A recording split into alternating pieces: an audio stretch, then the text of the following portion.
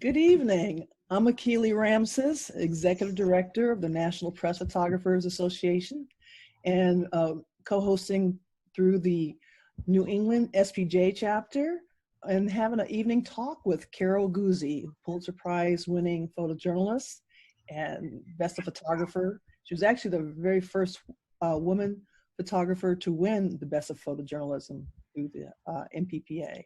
So I'm glad to have you with us this evening. And Carol, and I want to talk about what you're doing these days with your work. Most people kind of know about your 4 Pulitzers. From 1986 was your first one in Miami, covering the volcano eruption in Colombia. Then again in 1995, covering the Haitian crisis with the military coup. And then 2000, you with the feature photography Pulitzer for the Kosovo coverage, and your last was 2011, covering the Haitian earthquake. So that's a kind of a broad umbrella to cover a career that has great depth, a lot of emotion, and a set of standard for photography.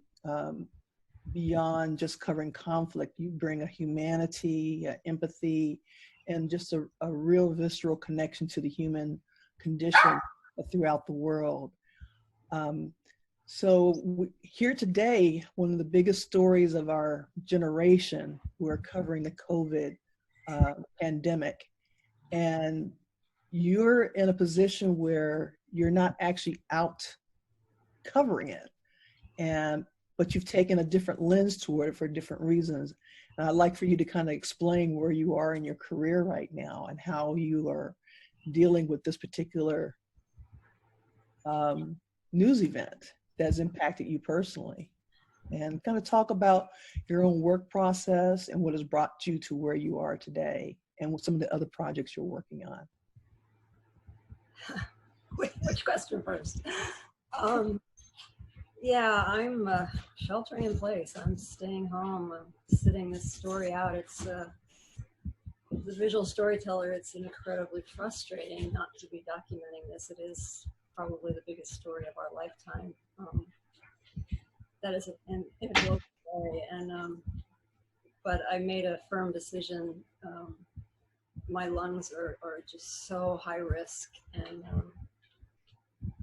I just decided I had to sit this one out for myself, and for hopefully not to harm anyone else either if I was to get sick. So I'm here doing yard work and gardening and binge watching TV, and also I'm hoping to go through my archive and possibly edit for books. And, I spent the first few weeks just kind of in that COVID coma, I think, that everybody was in. Didn't do much, productive, but now I'm starting to, clean out the basement, find old things, organize my negatives, and I've been working on a little project. It's just called Little Things. It's like a series. I did it in India, package on Bazaar in India, and here I've been photographing just little things that mean a lot to me. I'm a sentimental sap, and my house is literally filled with photographs and mementos of my travels and just so many things that mean so much to me. And I've always been really interested, when I do a story on someone, I'd always photograph details, what they surrounded themselves with. And I think that speaks a lot to people's personalities. And now being at home, we're even seeing newscasters, doing the news from home. And it's kind of nice to see that intimate setting and just see them in a place that's not a studio or, all of us on Zoom. So I thought I would just photograph the little things around my house that mean a lot to me. And it's kind of an essay. It's a total work in progress. I'll show you a little bit, soon, but in a moment. But it's kind of where I'm at right now. So I haven't been venturing out except for the grocery store and, and to buy flowers. Actually, gardening has been really my therapy. So, but other than that, I've been playing it very safe. I've covered, well, the other part of this that I'll be showing today are conflicts that I covered recently in Syria and Mosul before that. And it's, I feel like this is a war zone. We're living in a war right now, a global war, but it's the enemy's invisible, and it's, you know, it's very scary because, you know, you can't, I think we all, no matter what you cover, natural disasters, all journalists, we make calculated risks. We take calculated risks. And there's really no way to calculate, you know, what not to touch, you know, or when not to breathe the wrong air. So, yeah, I don't know. I may regret this, but hopefully I'll live to regret it. Could you speak to that a little bit more for your own health issues? Because there are other photographers that I know personally and who have compromised health issues and feel the kind of like the same thing out. This is the biggest story of a century, and yet I have to choose to, if I'm going to be able to keep my own life going, I need to take care of myself. But yet you've still been able to produce something very unique and intimate of your life around this. So can you talk about basically doing your work has led you to the health crisis, you know, that you have to deal with so you can take care of yourself and continue to work? Oh, absolutely. I mean, if my lungs weren't so compromised, there's no question I would be doing stories and documenting COVID. But, you know, I spent over 3 decades doing a lot of travel, a lot of polluted countries, breathing ground zero dust, Katrina mold. I used to say my lungs were a science experiment, and they've gotten progressively worse year after year after year. And chronic bronchitis has just wiped me out. And since I returned from Syria in December, I was fortunately not sick when I was there, but as soon as I got home, I got sick, and it was beyond bronchitis. I don't know what was going on, but for literally 4 months, I couldn't stop coughing. I was seeing specialists. You know, they thought it was lung cancer. They couldn't figure out what was making it so bad. I could barely breathe. So I mean, I kind of got a taste of what it would be like, what people describe, you know, this horrible virus, you know, glass in your lungs. And, you know, it just sounds awful. And I've experienced enough of it, not being able to breathe, that I, you know, unfortunately, I'm unable now to, you know, to cover this story as I'd like to. But doing what I can, doing the best I can. We have to make our own decisions in life. I think you're muted. So, thank you. You remember all these little technical things here. Why don't you, at this point, go ahead and jump into showing some of the pieces you're working on that brought your little unique eye to your world around you as you shelter in. Yeah, all these little things. You know, I've even done stories on remnants of someone's life. You know, where people would, after someone passed away, people would gather, and the family would mostly throw everything away. You know, you would keep a few things, but I looked around and I thought, well, all this has probably ended up in the garbage. I have no, you know, really no one to leave it to. I have no kids, so I'm documenting it just for the record. And I have, you know, I have history in my house. I have pieces of the Berlin Wall and, you know, things like that. So it's not just my own personal mementos. And I have 5 dogs, so please forgive them. But I'll show you these little things. And I wrote this letter that I'll read as the pictures are showing. I did this for Nikon when they asked us to do a little Facebook post about, you know, just about the times. So hopefully this will work. It's been a day of technical issues.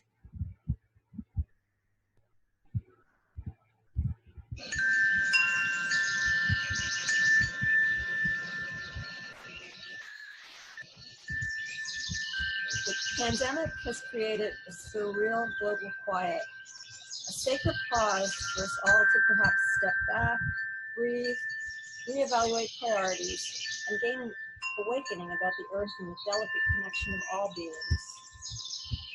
The hardest thing for a visual storyteller is not to document. It's usually my oxygen.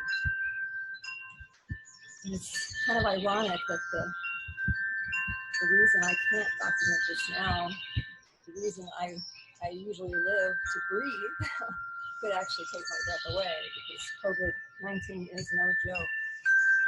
I'm still recovering from months of miserable bronchitis, a chronic condition that was exacerbated from covering stories for 3 decades in polluted countries, breathing ground zero dust, the Katrina mold, and on and on. And those are my munchkins. These incapacitated lungs put me at high risk. And I'm going to bring her in so she's.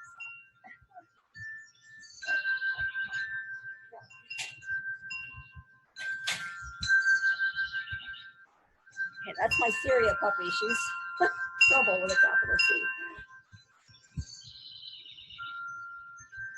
These incapacitated lungs put me at high risk, and now is not the time to be irresponsible with our own safety or others that we could harm. And I'm quite aware that sheltering in place is so much less difficult for me than many in our world. I covered the brutal conflict in Syria last fall, and also a lifetime of stories about humanitarian crises. So many are mirrored in poverty or living as IDPs, no running water to wash hands, no social distancing in crowded camps, no freedom from fear, ever. I have it tranquil by comparison. Warm home, food in my fridge, binging on Netflix. But the anxiety, wow. It's an invisible enemy where you can perish from something as benign as just touching your face. And from all I've read, it's a devastating way to die. I think I'd rather be taken out by a drone strike. Journalists run towards dangerous situations, and many are on the front lines now, covering this story, which is more vital than ever, to decipher misinformation and provide truth.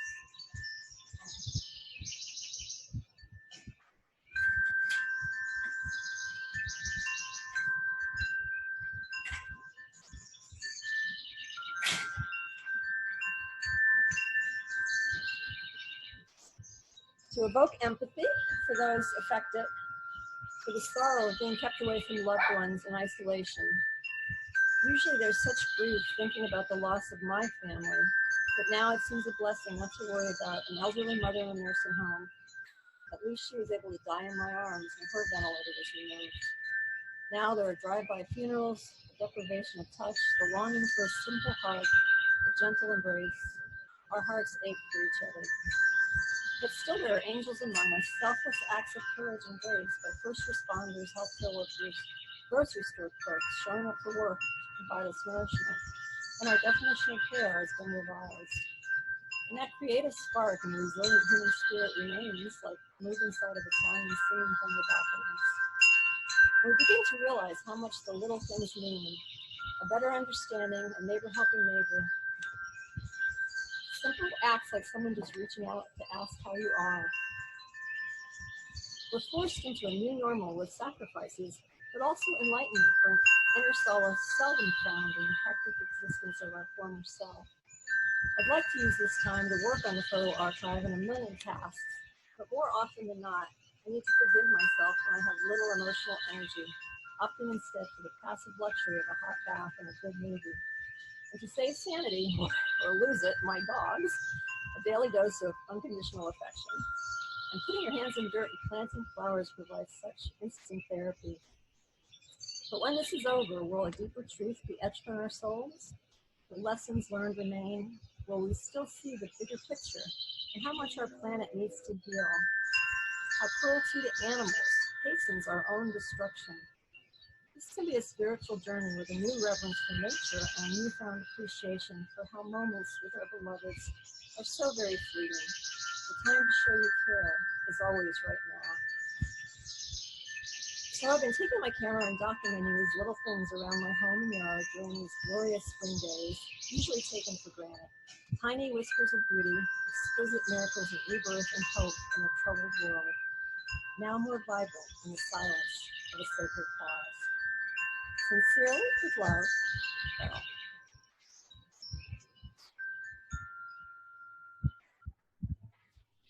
That was quite moving. Wow, thank you for sharing that with us. Sorry about the my pooches. Oh, that's quite all right. It's really something because people have known you for so long. I mean, you're most famous, if you want to, infamous at this point, as a photojournalist. And people think that's kind of like glamorous, sexy, and whatever, and all the awards. And knowing you just at the short period that I have and following your work, I know for you it's always been about the emotional human connection with the stories you tell. I think I want to take a moment to actually open for questions from the audience about some of the pieces you've shown, and maybe you talked about some details of what some of the pieces that you wanted to, what drew you to certain imagery and their meanings to you. So Yeah, I can bring up some pictures if you want to talk about just what's what here. yeah, so anyone who have any questions, type in the chat box. If before we Carol's going to share us with this another round of pictures from her previous project from Syria. But if anyone has any questions right now, please, I'd like to hear from you on that. Hi, Nisa. Come on. Come on. Come on. Come on, be in the picture. I'm getting photobombed myself. That's my granddaughter. Look, I'm talking, so you go. I gotta go. Okay. Bye. So I personally love a lot of many of the details you have from your family. There was a piece there from all your various press badges. And was this a painting done of you? There was a one, yeah. It's like, I have a million of them. I think I'm going to make a montage or something. Yeah. And that, is that a painting? My godchild, Mamuna, she's a Sierra Leone war amputee. She arrived at 4 and now she's 23 and she just graduated. There's some pictures of her in the Zoom section where we celebrated her graduation from art school. Wow. So, I knew her since she was 4, and at the time she drew a little one-armed angel, and it was so amazing, and I just knew she had talent, and she's been amazing. Anyway, she whipped this up for my birthday one time, and it's one of my little cherished possessions. She's very talented. Yeah. Oh, there's a question. And then there's my former life. Oh, boy, and the post, Joe Elbert. How was he to work with? There's legendary talk about Mr. Elbert. No question. Legend. I have a question from the audience. How do you keep dog hair out of your work? And there is a Facebook page called Credentials. I hadn't heard about that one. What's that? Someone asked, how do you keep the dog hair out of your work? Oh my God, I breathe dog hair. It's everywhere. I only should take pictures at home. I edit and I do other things at home. So this is odd. This is really kind of, not what I've been doing most of my life, is yeah, the camera on my own life, basically. And what I'm fascinated by is also your gardening. As someone who has to travel so much, I literally have a brown thumb. I'm so bad that I have a cousin who grows plants just profusely, has over the years gave me about 3 different plants, and after the 3rd one died, she says, I'm never giving you a plant ever again because I don't care for them. I'm absent-minded. What got you into gardening, and how? Oh, that's just beautiful image there. So what was your start in getting into gardening? My sister, she loved plants. Her whole house was just filled with these amazing plants, and they would live forever, and then she'd get anything to bloom. She could bring them back from the dead. And both my mom and my sister died of Alzheimer's within a year of each other, and I took a long leave to take care of them. But even before that, whenever I'd visit, Joni and I would go to nurseries. It would be the thing that would keep her calm, and she just loved plants. And we'd have like a competition where we'd find the most unusual plants, and we'd home with the whole car filled with all these amazing little living miracles. And it was just there were so many memories. My whole house is full of plants, and in the summer I garden outside, and a lot of them are her plants. When she passed, I took some, but yeah, she, you know, when she actually when she died, I was holding her hand and I played the song In the Garden for her, and that's it. That's what she transitioned with. So I'm hoping somewhere she lives in the a beautiful garden. Yeah. That's beautiful. I have a question from one of the audience. It says, B. Ford, what photograph or story has had the biggest impact on you and why? Oh my gosh. That's hard to say. It's like asking someone to pick their child, their favorite child or something, you know. It's every story, you know, it becomes part of our soul and our DNA. And, you know, there's so many.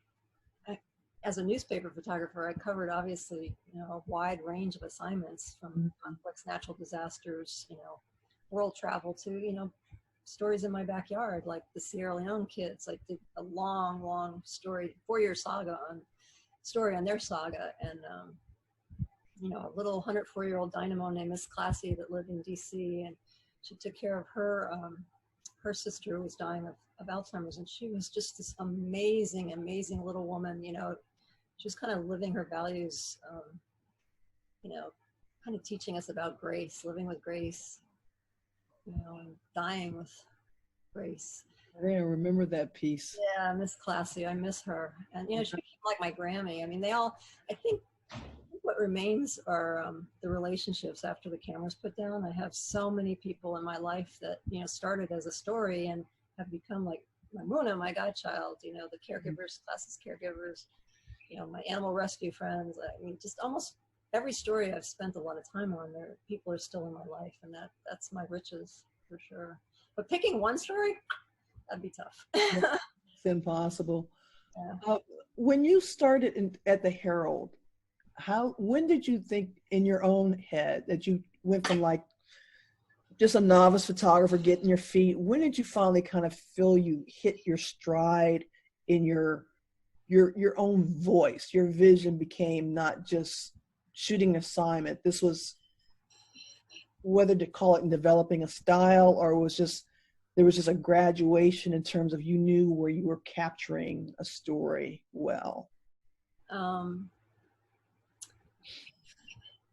Yeah, I started at the neighbors section. It was a biweekly community section of the Miami Herald, and I had interned before, and they hired me when I graduated from the Art Institute in Fort Lauderdale. And my coverage area included Little Haiti, which was just forming at that time, and boatloads of Haitians were coming over, but most everyone was interested in the Cuban situation and the Cuban boat lift. And you know, I saw this whole community forming right in front of me, and I decided to do a project. And I worked. I mean, I've been driven my whole life. I worked 24/7, nonstop, and I got to know the community so well, and I became so interested in Haitian issues, and I decided to send myself to Haiti back when Baby Doc was still there, actually. And it was really my first trip to a third world country in Haiti. Haiti's still probably the most intense place I've ever been in, and I've traveled many places. It's the good and the bad. It's, you know, it's so troubled, anarchy and coups and floods and earthquakes, but the people, the spirit in the people is so amazing and so rich and so beautiful, and it became my second home. I covered Haiti for decades, and I think that I don't think you consciously develop a style, or at least I didn't. I just wanted to tell stories. Right.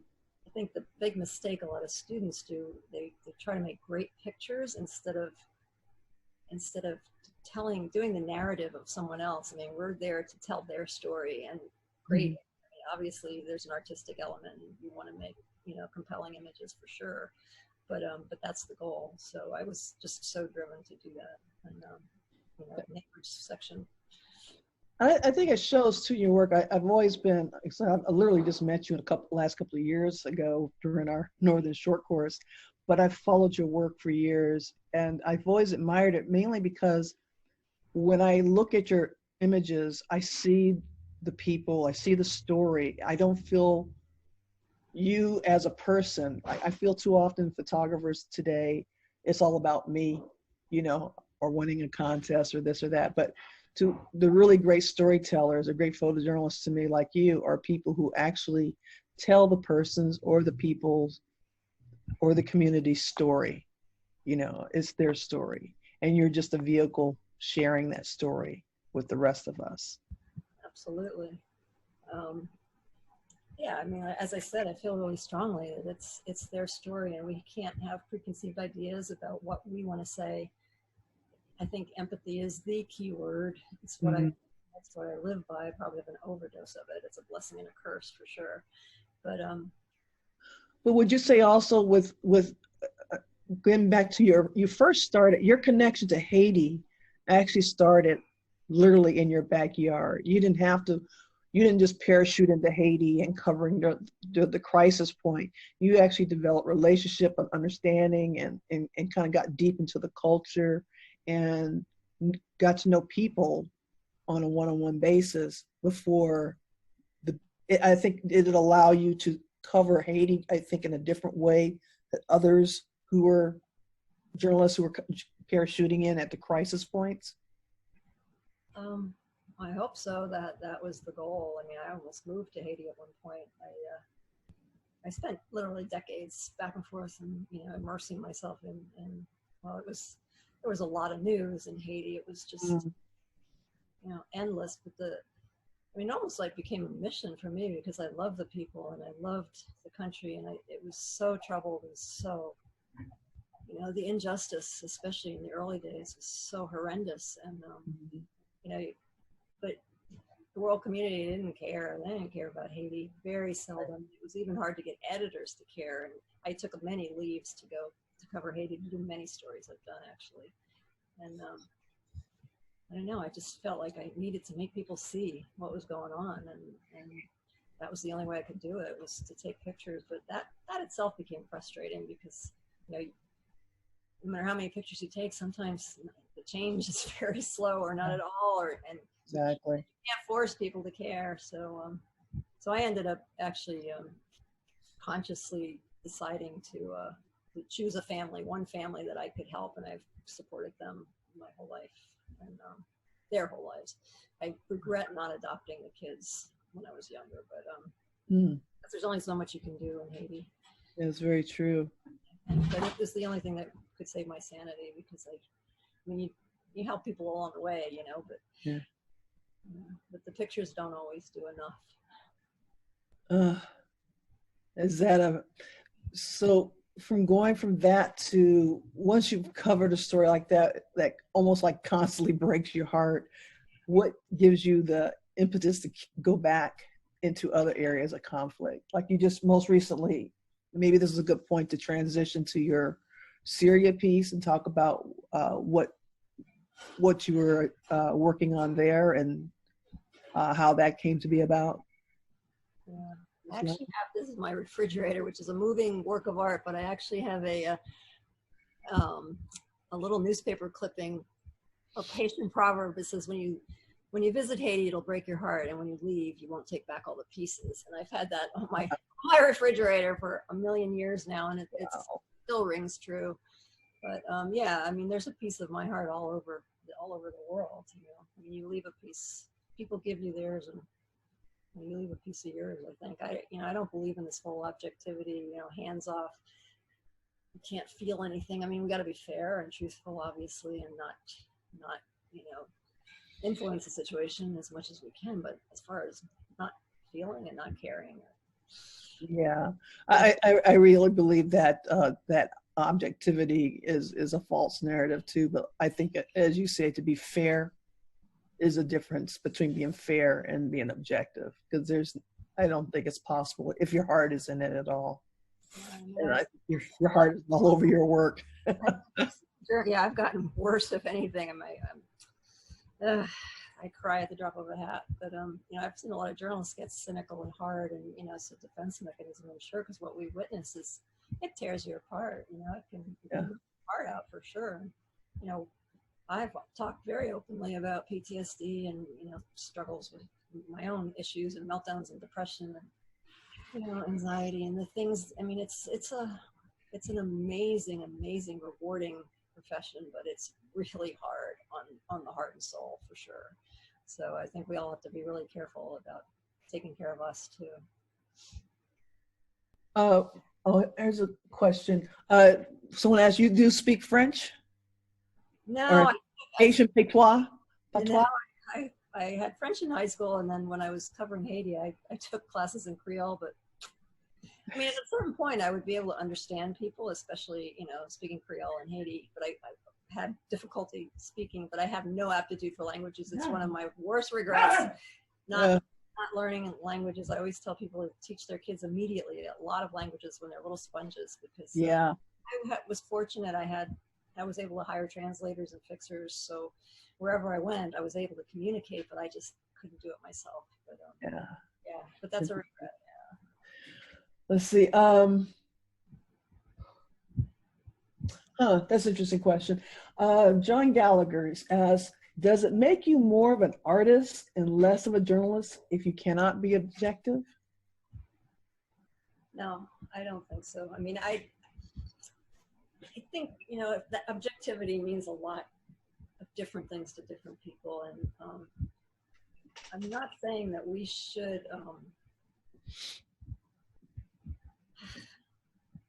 it's hard to say, you know, I mean, obviously we need to keep our hands off of situations and tell the truth and portray something as accurately as possible. That's why I spend so much time on stories, because I feel like that's when you get the genuine moments, is when people forget the camera and forget about you. And I think ultimately truth is what we all want to tell. And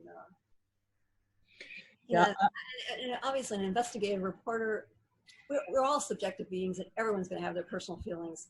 And yes, we have to put those aside when we ride that fine line when we're doing a story, so that we can look fairly at what's accurately really going on, instead of making it something that we want to tell. That's why I keep saying empathy. Empathy is a feeling, it's an emotion, it's a character trait. It's the key to, you know, journalism. And to me, empathy is anything but objective. You know, so you have to. I need some. You have to. I love it. She's bring her around, see her face. I rescued her in Syria from this last trip. 4 puppies actually, but she came home with me. She's. I would also like to respond to John that I really believe that great journalism becomes art in a way. You know,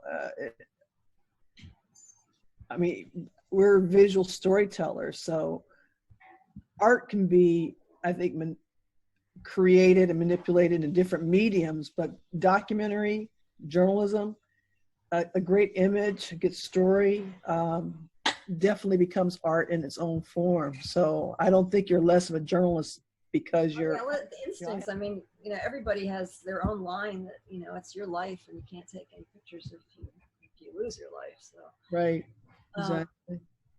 But you know, we've lost so many colleagues. You know, veteran, you know, conflict photographers. That, you know, it's not easy. It's only so careful you can be in those situations. But I don't know, it's your instincts. If it feels wrong, like in Syria, this last time I was riding with Free Burma Rangers, and there was one, and everything, I mean, they were really bad situations. It was, the pictures were not worth the danger there. Tanks and drones, and it was just awful. And everything was it didn't feel bad other than totally petrifying, frightening. Except one time I was late. I was covering a funeral and I got there late, and I wasn't riding in the car that I was supposed to be in, the vehicle. So I came in another vehicle, and we rode up to where they had been a casualty collection point where they were parked, but it was literally raining, you know, airstrikes all around us. And my fixer, Barzan, and we both looked at each other within a second of pulling up and said, "This is not good. This is not good. We got to get out of here." And probably a minute later, drone hit the car that I would have been in and killed one of their medic and videographer. And it's shocking that more of the people in that car didn't get killed. So it was I mean, your instincts are really, my instincts are 100%. My brain, my Yeah. head takes me astray all the time, but Yeah. my gut's never been wrong, never. Yeah. Definitely got to listen to them. Well, we got a short period, so let's move into your serial work. I want you to show your last project you were able to work on before. Well, it's actually, I have Mosul, and I actually went back to Mosul to do a little follow-up right after I finished Syria, because I flew out of Iraq. Oh, okay. So I have Mosul and Syria here. So I was going to read all this stuff, but it's just kind of caption stuff. Do you want me to read it? Yeah, why don't you go pull the pictures up one by one and just kind of go through and talk about the ones you want to talk about. I'm not good at that. Okay, well, maybe we can just have a conversation. Oops. Do this. Do you want it to go full screen or? Yeah, go one by one on the images. Yeah, or like slideshow maybe, or just. Yeah, I'll just tag one.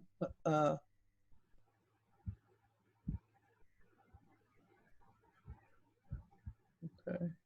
I gotta get a new photo mechanic. Yeah, I'll just move this along. Oops, hang on. No, I didn't want to do that.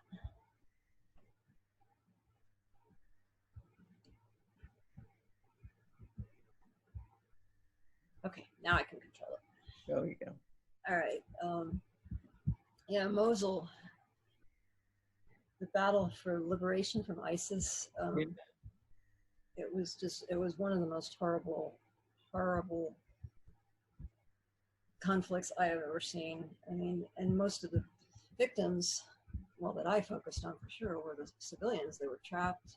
They had been living under ISIS doctrine of hate for years, and it, never again was said after the Holocaust, and and as his history just repeats itself. I mean, just in my own career, I've covered so many situations of ethnic cleansing and terrorism and just humans. There's one thing about a natural disaster, it's people tend to pull together, but and it's not something that you can necessarily avoid, but this right. is humans doing this to each other that for the life of me, I don't even step on bugs. I'm a vegetarian. I have this firm belief in personally in what I call selective compassion. I just feel like that's what's wrong with the world. To me, it's the foundation of all the isms, racism, sexism, terrorism, speciesism. I mean, it's when, one group decides someone else is not worth mercy and compassion. And, Mosul was probably the ground zero of that. And, but we tend to do it to each other over and over and over again. I mean, it's the polarizing, the us and them mentality that I see so often. And I don't know if it's becoming worse or I'm just more sensitized to it, but it scares me so much. And I can't understand it. I can't understand how you can kill and maim and hate and, do these horrendous things to people that you don't even know, or animals, or the earth. Yeah. It's and it is. And you feel this connects you to someone else's humanity, but why people continue to do this to each other, it's horrible. This woman, I mean, she had been trapped. There was an airstrike. I think she was trapped in her house. But they had been trapped a long time, a lot of people, and they finally escaped. And she was on the truck to this trauma stabilization point where I spent a lot of time with medics from the U.S. Mm-hmm. And, on the truck, on the way to safety, her little girl died in her arms. God. I mean, the picture doesn't, it doesn't do it. I should have done video, actually. But it was so pitiful. She would not let go of this little girl, her little body.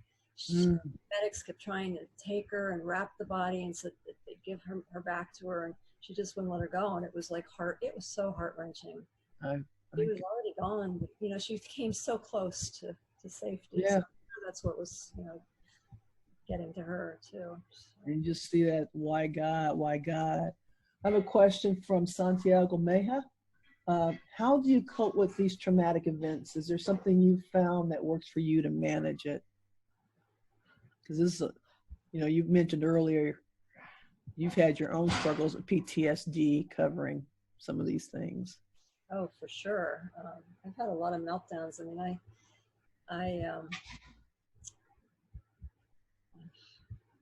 yeah, just looking back at the pictures, you kind of get flashbacks. You know, it's usually when you're working, you're kind of on autopilot sometime because you have to do the job, and I think you repress everything. But when you come back and edit, that's when I start feeling things. But in the beginning of my career, I was just jumping from one hotspot to another, and I wasn't processing. You know, I was totally repressing all these emotions, and I'm an insanely sensitive person, which is not always good. I cry at the, you know, but I was repressing it, and that's the absolute worst, most unhealthy thing you can possibly do is not talk about it, not deal with it, not get therapy. And I mean, we bear witness to this stuff. We're not walking cameras. We're not robots. We're of course going to feel something. I mean, some of this stuff is insanely tragic. These are ISIS orphans. Their parents blew themselves up. This was at the end of the battle, and their parents were blowing themselves up, wanting to kill the whole family, and they'd find these little kids in the rubble next to the dead bodies of the ISIS fighters. This little boy was found eating raw meat, and they were pretty sure it was from the ISIS bodies surrounding him. I mean, how can you not be scarred by these kind of things? And this little girl, Khadija, she was crying and crying out for her mother, and she didn't realize it was not only her father but her mother that blew herself up and caused all her burns. I mean, it just rips your heart out.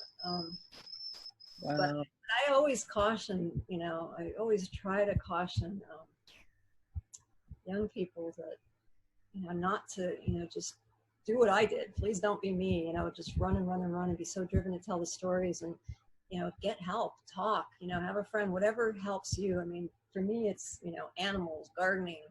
You know, I've gone through lots of therapy. You know, when my mom and my sister were dying, you know, every time I took leave, and I was in such a state of complicated grief. My mom, my sister, both died of Alzheimer's within the same year. My dearest friend, Michael DeSille, died the evening before my sister's funeral. Other friends, my pets, my job was taken from me. I mean, it was like complicated grief on steroids.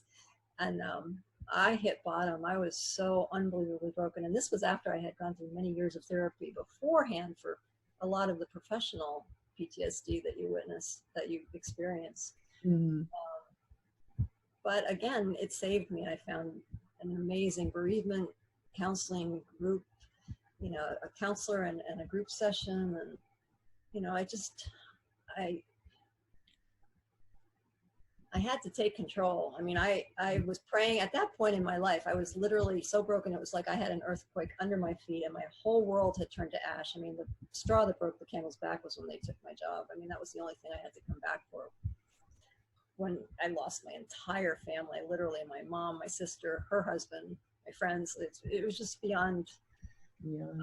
I can't even tell you how I felt that I came back from those ashes. I feel like a phoenix rising. I prayed not to wake up. I never wanted to take a picture again. I was done with everything. I was just done. And I don't know what it is. There's some kind of inner strength we have, something that you can tap into that, you know, when you feel that down, that, you know, that you can rise up above it. And photography was one thing. When I started doing stories again, it was a healer. I mean, it was finally, I got out of my own head and I was, you know, telling other people's stories, and I'm like, okay, how dare I be so upset about this when look at these people, look at how bad it can get. I don't know. Anyway, I could go on and on about that because I feel like it's so important. We talk about so many things, but not enough about our mental health, and, you know, and helping each other and just being open and honest. And, you know, especially like newsrooms, editors need to stop berating people for crying in the newsroom or having emotional issues, I mean, that's where you should have a safe place, a place of Oh, support. definitely. I know as an editor, we had photographers rotating in and out of foreign conflicts, and we definitely work to make sure. Sometimes we'd have to force them. You need to take a break. You need to get some therapy. You haven't processed what you've gone through yet, and it is such an important thing because, like I said, when you're going, and you're going from one conflict to another conflict, and you don't know how. I mean, just as an editor, just seeing the images day in and day out, the thousands of images that have come across the transom, not only from your staff, but just from around the world. So I can only imagine as the person who is there making those images in the midst of that, you have to have a way of processing that. And I think I was thankful for the staff I work with that recognize that, because I have photographers who are struggling with that for a long time. And it's not only, these global stories and, conflicts and earthquakes, it's, the little stories you do in your backyard. I mean, getting so close to people, and especially if they pass away or whatever, I mean, you literally live their lives. You're like a chameleon, walking the path, and they can rip you apart even more than some of these war stories covering that, the intimacy, and it can be tough. Did you find yourself as a woman have a better way of connecting easier with subjects?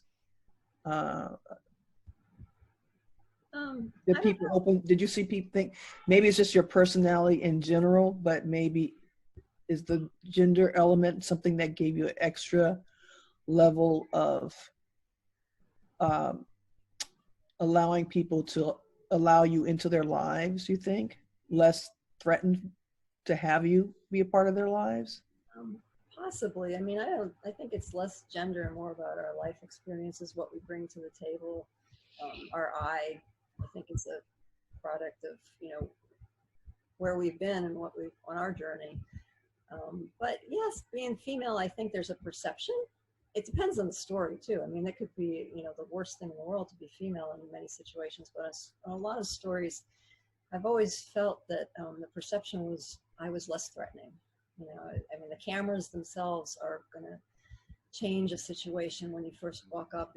They're intimidating, but I wasn't, and probably because I was female. I don't know why, but yeah, and actually in a lot of countries, especially in Haiti, Africa, and a lot of places I covered early on, there was almost a protectiveness that, locals would, in a crazy food riot, they'd come pick me up when I fall, and people would be protective of me, probably because they thought I was a crazy blonde girl with a camera running around. What's she doing here? But yeah, I haven't had the awful situations, the reverse of that, the harassment and discrimination on the stories I've done, mostly, usually. Mm-hmm. And this was lovely. What was this particular child? What was the thing that was raised under her shirt? Yeah, she had a skin condition. This was a medical mission. I worked with an NGO. They hired me to that's why I got interested in Mosul. They hired me to document their medical mission in Iraq, in Kurdistan.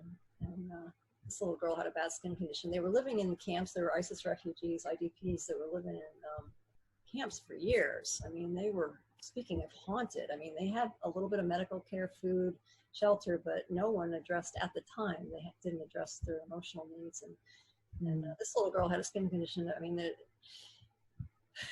was, I can't even remember what it was now. I have it in my notes, but it's. But that is her. It's horrific. It wasn't from the war. It was a condition, but there was no help, obviously, living in the camp. So the people were just, brokenhearted, trying to figure out what to do. And they're a Christian group, so they would pray for the people. They had a prayer room, and they helped every faith in the region. And people would come in not necessarily wanting the prayer. They just wanted the warm voices and the comforting touch. I would see people crumble. The facade would crumble, and these they'd finally be able to cry about I mean, they lived under ISIS. They fled. They saw their loved ones slaughtered. I mean, can only imagine what haunts their dreams. Yeah.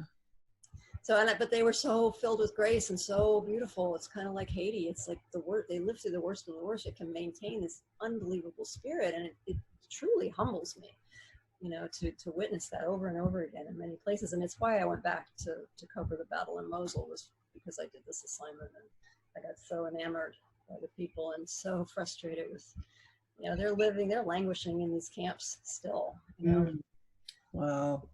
But the warmth, it just, I don't know.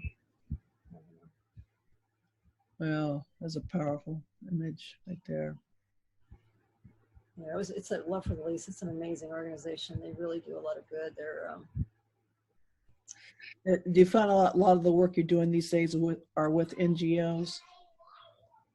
I was doing work for NGOs here and there. I mean, I was doing assignments with a lot of stuff, a lot of things. I worked for the NGO, and then I took all the money I earned and I turned around and sent myself to Mosul.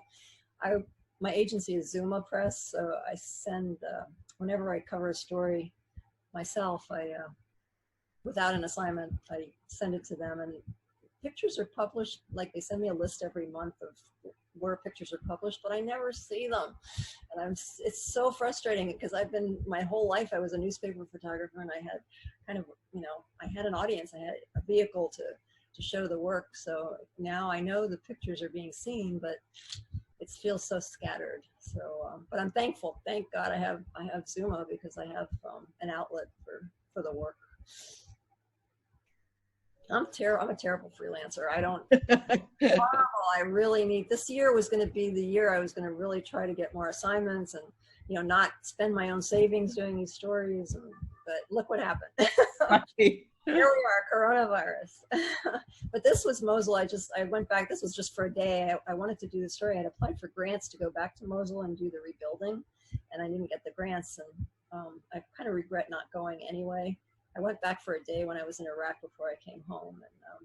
And, people are living in this like otherworldly place. It's just nothing but rubble and bullet holes and, car bomb craters. And, it's just devastated. But, again, the resilience of the human spirit, people are moving back. They're, trying to start living again. But it's like a moonscape there. It's really bizarre. Wow. I want to go back and continue kind of doing a story on this life in the rubble and what happens after. I think we don't do enough follow-up stories. We're, especially most media, especially now with no resources and no publications. I mean, it's really hard to do anything but parachute in and out, and that's never been my style. So that's Mosul today. Yeah, that's the worst. I have to agree with you. That's the worst thing about today. Not being able to go back. Yeah, and I started just doing it before and after. I shot pictures of the exact same place. The TSP, the trauma stabilization point, was set up at a butcher shop, which was bizarre, and there was a lot of death in that. It was GRM, Global Response Management medics, and they were amazing. Speaking of angels on earth, they were total heroes. They saved so many lives in a place where there was nothing, no other help, and they risked their lives. And again, these aren't great pictures. It just was really interesting to me to see the difference a year made. Wow. So amazing what like a couple of decades have made. I mean, the whole landscape of a couple of countries have dramatically changed because of this war. Yeah, this is the same thing. Yeah, I think I'm going to try to go back and work on this. This was, one day, so it's not, it's nothing that great, but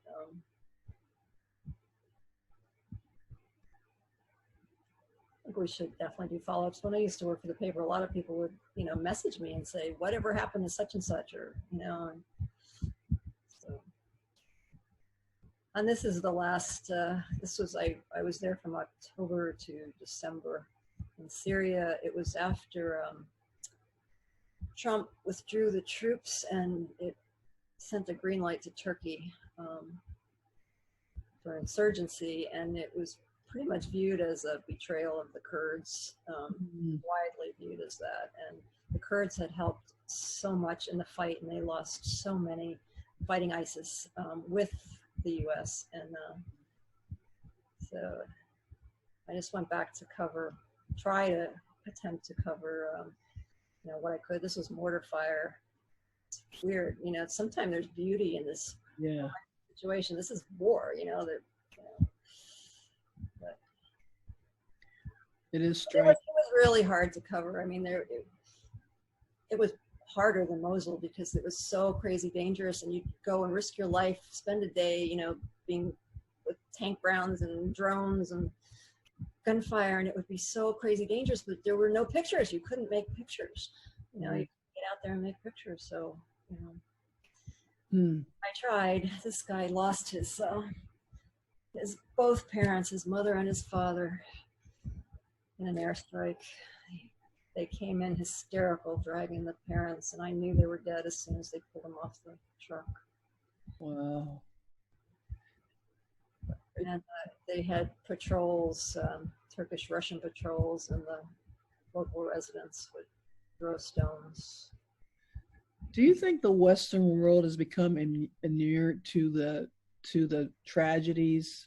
Absolutely. I mean, there's always been compassion fatigue, but now I think it's even worse, and people are inundated, you know, with social media, especially with so many images over and over, a million images, and it's really hard to stop people and get people's attention. I mean, Mosul did, but Syria, it was really hard. People cared very briefly. People were angered when Trump pulled the troops out, because no one understands the complexities of war in the Middle East. It's really, and it's so ongoing also. So I think there's just a fatigue, and but people understand what being betrayed feels like. So, so that there was a moment where the world cared, and then, I mean, all this was going on. The leaders were just lying through their teeth, saying there was a ceasefire, and you know, I'm there taking pictures of, you know, guys losing their parents, and you know, it was unbelievable, the lies that were being told. And you know, FBR, the Free Burma Rangers, were one of the few groups that were, you know, trying to, they did rescue and they did humanitarian aid, and they were trying to basically tell the world also that, hey, this is the reality, this is the truth, this is what's happening on the ground.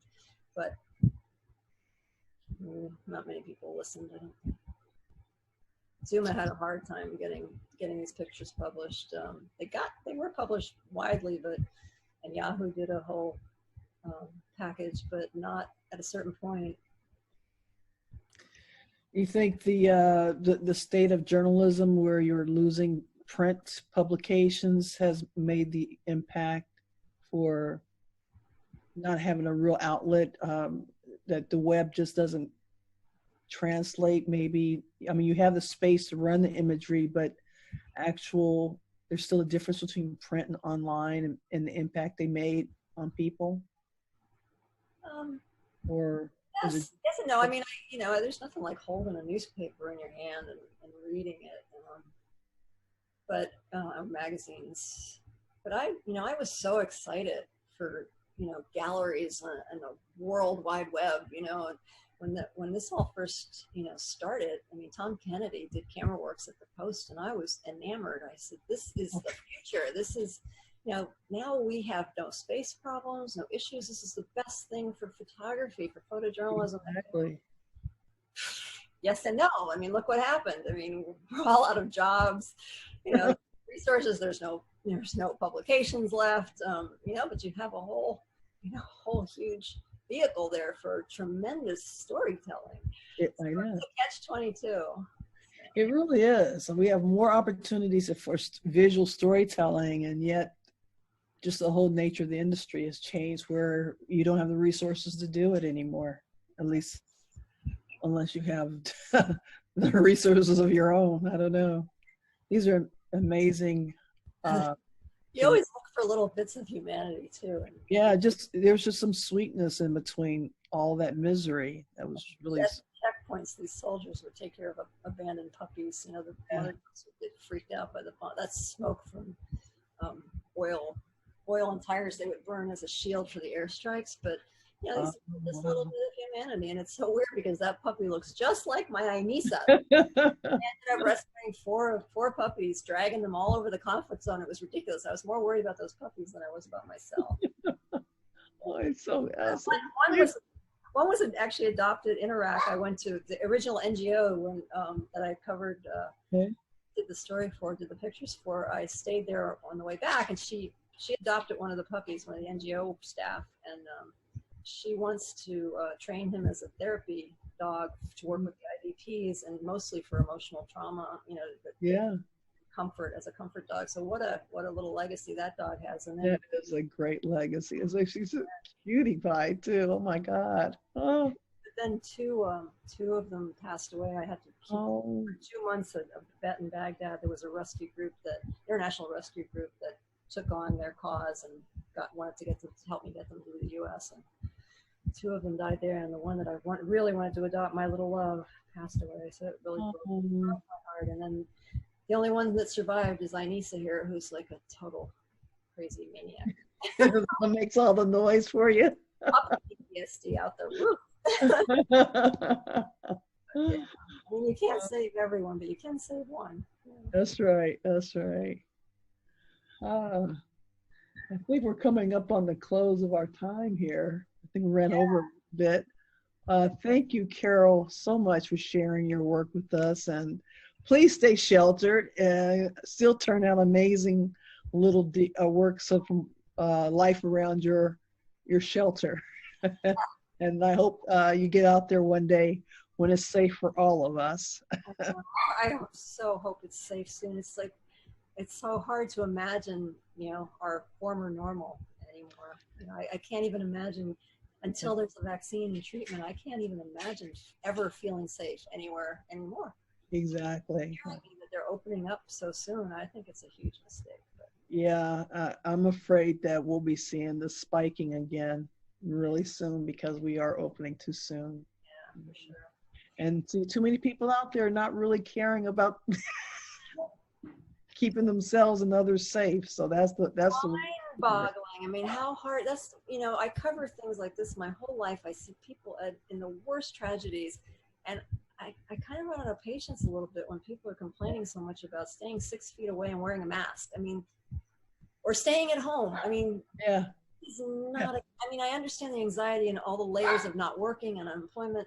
You know, there's a lot of issues that do cause anxiety, but ultimately, most of us don't have it that bad, you know, if just trying to be safe and mostly trying to protect others. You know, even if you're going to survive, you could expose so many people that are not going to survive. And you know, exactly. A little empathy goes a long way, you know, just. It really does. Someone else too. Empathy and a little humbleness, which I think that defines your work. And I just thank you for it. Thank you for years of just mind-blowing and eye-opening, heart-opening work. And I think it's made a difference, small differences here and there. And I hope to see you continue to bring that vision to the world. So thank you for sharing with us. Thank you. It was a pleasure chatting with you. Likewise. We'll be talking some more offline. All right. Good night and sweet dreams and virtual hugs to everybody. Likewise. So I guess our SPJ, New England people, our hosts, thank you for having us. And I thank all of you who joined us this evening. And any final questions, just feel free to email us. And we look forward to hearing back from you. So I hope you enjoyed our evening together. Thank you. Thank you. Good night. Good night.